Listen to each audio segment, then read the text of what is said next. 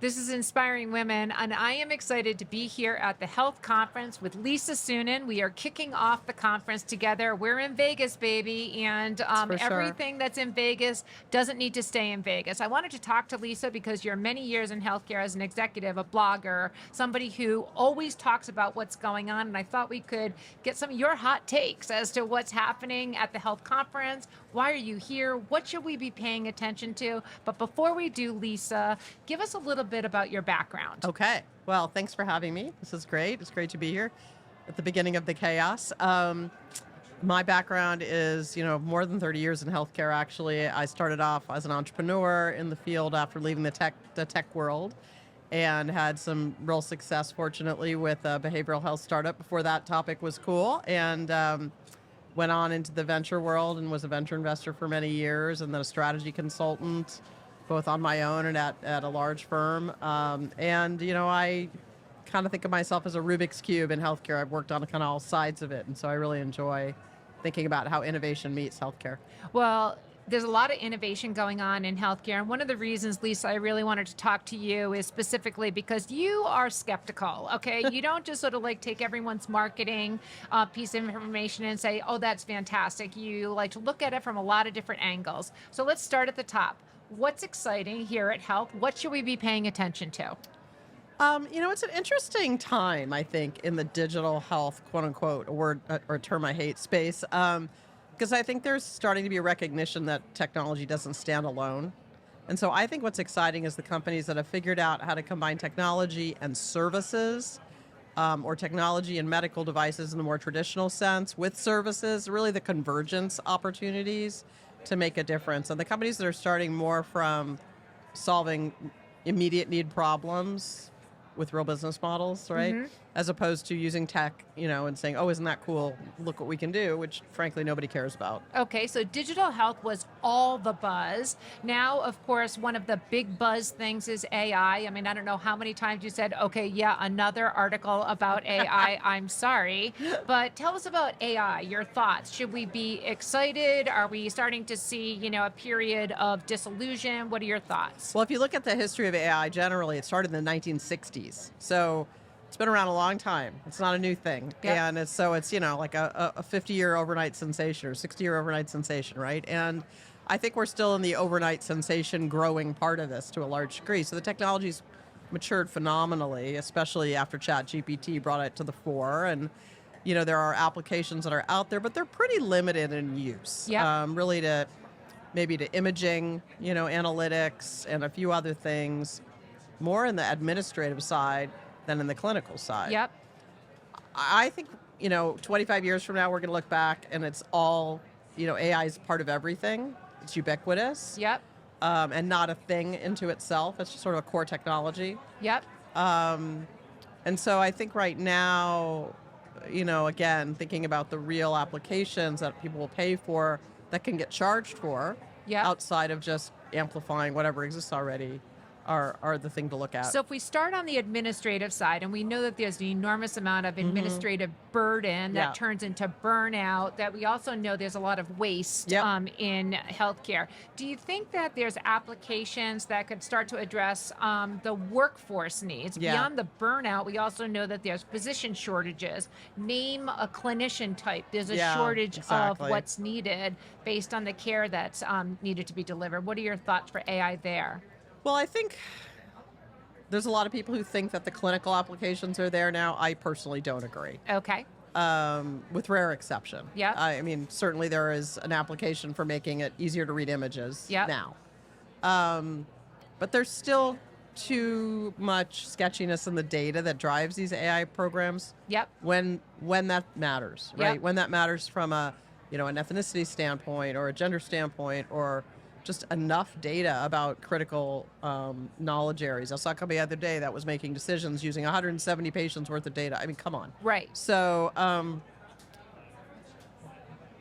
I think, back to what I said a minute ago, I think the applications for detecting fraud, for scheduling and managing things that people do that they probably don't need to do, filling out forms, Right. stuff that takes away grunt work. Which also is still there. It's there. Those types of, things that just seem so silly. They're I still everywhere in I went to the healthcare. doctor the other day. I filled out a bunch of forms by hand from a Xeroxed form. Yep. It took me forever. Yep. One, they could have sent it to me at home first, but two, I am in the system. They could have pulled a lot of the data out Yep. and populated the form and let me just fill in the blanks, Yep. right? That's you don't need AI for that. But you could use AI to pull data from all sorts of places to fill out those forms and those systems for patients and take the burden off of them, take the burden off the nurses, everybody. Yep. And then, like I saw an application recently, a really interesting company that's culling through physicians' emails. Yep. Because they get gazillions of emails. They often don't get paid to read them. Right. And so it's using AI to pull out the threads that are most important and serve those to the doctor in priority. Yep. Now that's interesting, Yeah. right? Saves them a lot of time. Yeah, prioritizing, and just then it helping them sends- manage something that's Right. overwhelming. Yeah. Okay, let's move to another area. You know a lot about the area of behavioral health and mental health, and that has become this enormous issue at every, stage of life, it seems. Yeah. So what solutions are out there? Are there solutions? What are your thoughts there? It's been a massive problem forever. It just got recognized as a result of COVID. Yep. And it got worse Yeah. as a result of COVID. But it was always big, and most of the population never gets addressed. Yeah. I think what's been great about the last couple of years is there have been solutions targeting very specialized populations that need something different. Yeah. It's not just kind of the run-of-the-mill anxiety and depression stuff that needs something creative. It's people who have really unique and complicated challenges. So you see companies addressing chronic illnesses more now, which thank God, because those are really difficult. Yeah. Seeing companies addressing opioid use and other drug problems that are, severe and need different types of approaches that cannot be scaled with just humans in offices. Yep.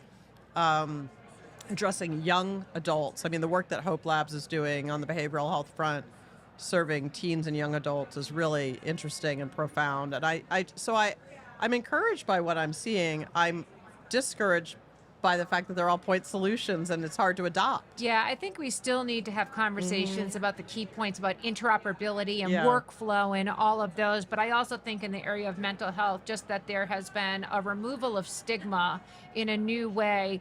That is helpful. I'm hopeful it's helpful. We'll see. Okay, I've got two more sort of like hot takes Okay. I want to get to. So big tech. We have seen big tech come into healthcare many different times without big advances in making a difference. Is now the time? Do you think that they'll be able to, whether it's Amazon or Microsoft or Google or whomever, Oracle, who do you think is going to be able to actually do something? And when I say do something, I mean bend the cost curve. I mean actually really improve outcomes, quadruple aim level things. Is there something that we should be excited about there? Well, I don't know that that's their business model, quadruple aim, right? Yep. Their quadruple aim is quarterly earnings. Yep.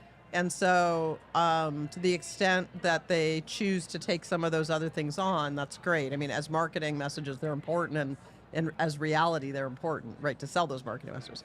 I think Microsoft is probably ahead of the pack in Yep. many ways. I mean, they're good at technology, and they're good at figuring out places for that technology to live, to make it useful, and recognize that technology alone is not an answer. Okay, so Lisa is skeptical, but maybe possibly hopeful. We'll yeah, we'll see. see. We'll Yeah. see. Still remains skeptical, to be proven. Okay, last hot take. I'm really excited about what's going on in the area of weight loss and these new drugs that are being discovered that seem to have the ability to help a very significant problem in the area of obesity, which leads to all kinds of chronic conditions. We certainly know here at Health they're going to Yeah. be talking about food as medicine. They're going to be talking about, Ozempic. Yep. And those things. So what are your thoughts there? And we know that cost is the issue right now with these drugs. It is the issue, and it's complex because the weight loss, the offset of chronic illness comes after the period of time you're enrolled in the payer that paid for the weight loss drug. Yep. Right? So there's really misaligned incentives here. However, there's some real upsides. I actually think we need a more multidimensional approach than the drugs. The drugs are still new. Yep. We don't know what all the long-term impacts of them are you have to take them for the rest of your life. Yep. If you've got diabetes or NASH or problems like that, that's probably the right thing to do. If you're just a regular person who wants to lose 25 pounds, probably not. Yep. And so what other alternatives? And we're seeing a lot more use of things like bariatric surgeries, and some of them are much more successful than the old styles of those. Those have a permanent, moderately permanent alternative solution. We've got to do something better about our food. It is crazy. Yep. We got to start teaching kids when they're young how to eat properly.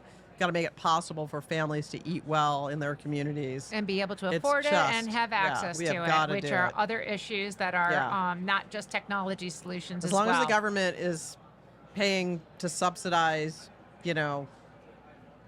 hydrogenated corn syrup. Yep. And also encouraging us to eat healthy food, we have a problem. Yep. Okay. All right, Lisa, these are all really great hot takes. You've given us a perspective of what to look at here at the health conference. I want to close on something that's really near and dear to your heart, which is women and the promotion of women and getting us seated at the table. You started CSweetner, which is now a part of health. Yeah. Give us something encouraging to close out on in terms of, are we making progress as women? And if not, what's the vision that you have for us? Well, on the one hand, no. It kind of rolled back during COVID, right? More jobs were lost by women than by men. There was less, board adoption of women, all sorts of things, right? I know all the statistics, but I want to be positive, Lisa. I want to be positive. Here's my positive take. Women's health is recognized as a really important thing. Yep. And we're starting to see funding in that area. We're starting to see entrepreneurial activity in that area at a magnitude we have never seen before. And it's getting taken seriously for the first time. And I'm really encouraged by that. Yep. Well, that is one really awesome thing. And hopefully there's more. We know that there's a lot of progress that's needed. This has been Inspiring Women. I'm Laurie McGraw. I've been speaking with Lisa Suennen. And Lisa, thank you so much. Thank you. Thanks for having me on the show. This has been an episode of Inspiring Women with Laurie McGraw. Please subscribe, rate, and review. We are produced by Kate Cruz at Executive Podcast Solutions. More episodes can be found on inspiringwomen.show. I am Laurie McGraw, and thank you for listening.